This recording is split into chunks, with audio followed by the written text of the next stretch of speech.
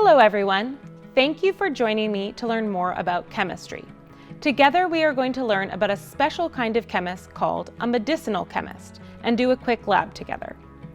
My first question, and maybe yours too, is what is a medicinal chemist? What are some questions we can ask ourselves when looking at this picture? What is the person in the image doing? Where do you see chemicals in this image? What are the science tools? I see someone in a lab coat holding a glass container. The glass container is a science tool called a beaker. They may be measuring the brown liquid inside it, which could be a chemical mixture. The really round glass on the table is another type of beaker.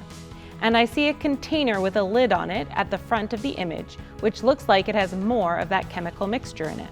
So, what does a medicinal chemist do? Well, it's exactly what their name sounds like. They are chemists, remember that's a scientist who studies substances and matter, who use their knowledge and skills to make medicines. They may work on finding new medicines to treat illnesses, research how medicines affect our bodies, and create instructions on how to safely use medicines. Now that we know what a medicinal chemist is, let's be medicinal chemists. To start, we're going to do a lab together called Will It Mix? I am going to mix some powders and liquids here, and you will take notes in your science notebook. It's going to be really important to use your great observation skills for this. In front of me, I have 3 graduated cylinders. Each cylinder is filled with a different liquid. I also have 3 cups with powders in them. Though the powders and liquids look the same, we will see from the reactions if they are different. I'm going to mix 1 powder with 1 liquid. Let's find out what different types of reactions we can get. First, I'm going to mix powder A with the liquid in cylinder 1. What do you think will happen when we mix them together?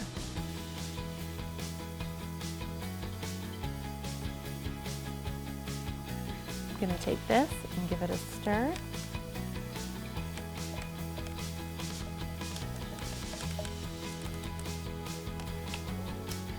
As you can see, the powder has fully dissolved into the liquid. This means that this powder is soluble. It can be dissolved in water.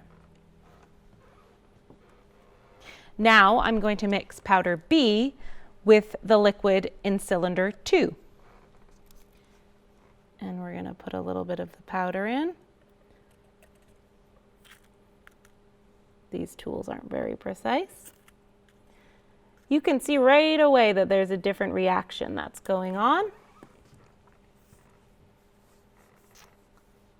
The powder isn't mixing, and you can see that it's kind of clumping together at the bottom and the top. I think we can say that this substance is either not a water or this is not a soluble powder. And finally, we're going to mix powder C with the liquid in cylinder 3.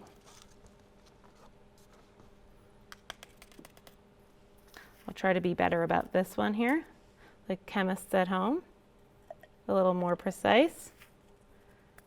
Let's get a lot of this one in, and then I'm going to give it a bit of a stir.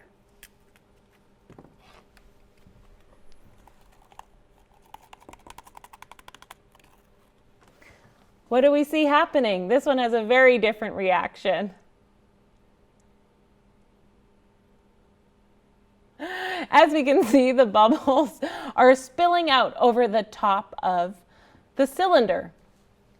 So, though all of these powders and liquids looked very similar at the start, we can tell by their reactions that they are in fact very different. Great work! Now that we know what a medicinal chemist does and how different matter creates different types of reactions when combined, it is time for you to be a medicinal chemist at home with the experiment Medicine Makers. In this experiment, you are going to be part of a team of medicinal chemists who work for a company that makes medicines. You have been asked to try and create a new antacid medicine like this one here.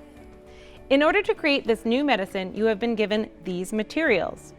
The first step is to use your observation skills to study the original antacid. Break it up and see how it reacts when you put it in water.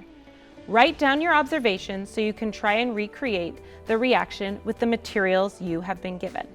Make sure to take notes.